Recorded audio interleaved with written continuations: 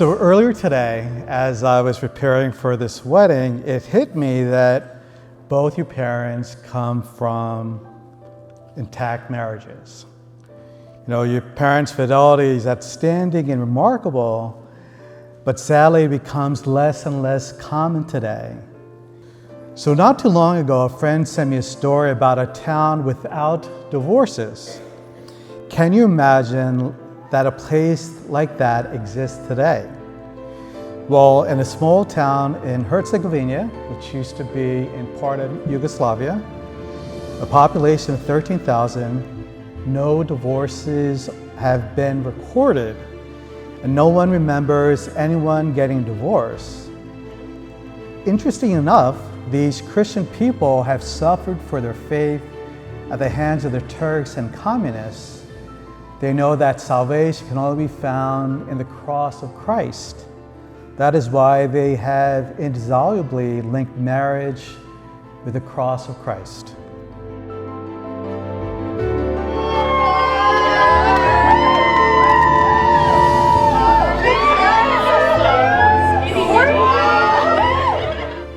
On the day they wed, the couple brings a crucifix to be blessed.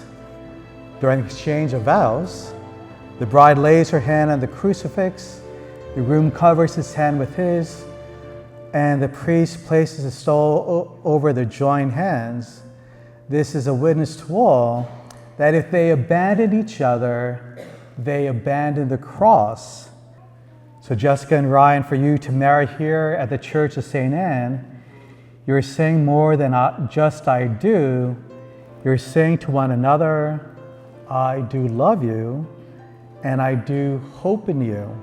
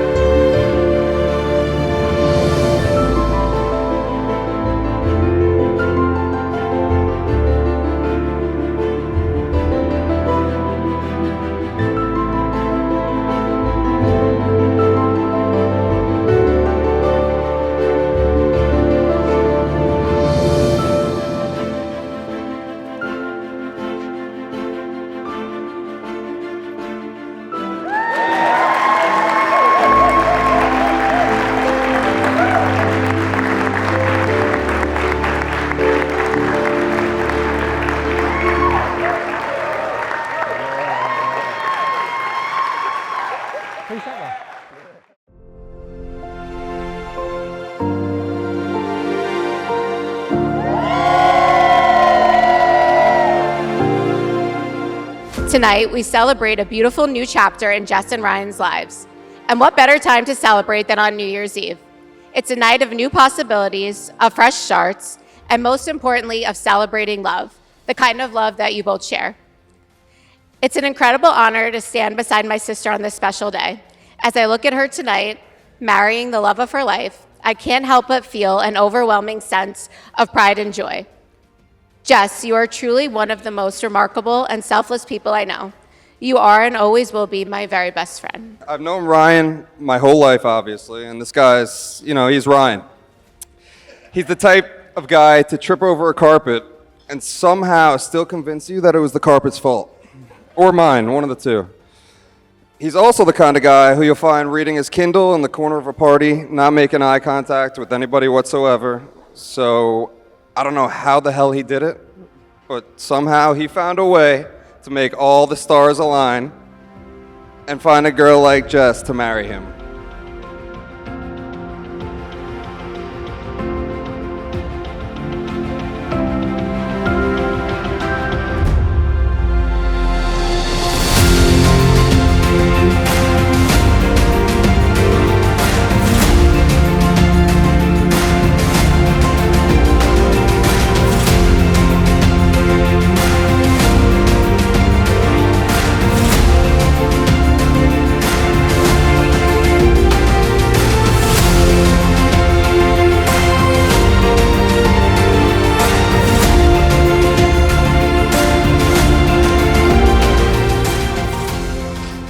leadership is a quality that you either embrace or walk away from.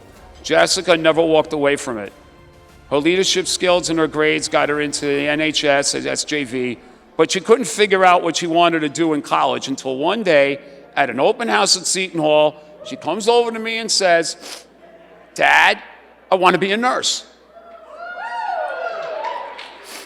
And I said, "Here we go, another curveball." I was like, "A nurse, are you sure?" Well, she was right. God's plan had been in play because that day he put into motion Jessica's ability to enroll in nursing school.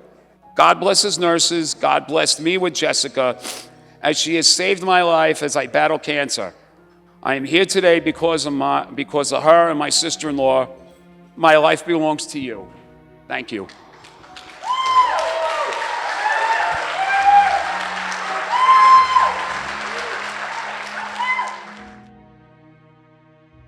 Ryan, I gotta be honest, growing up, obviously I've always looked up to you.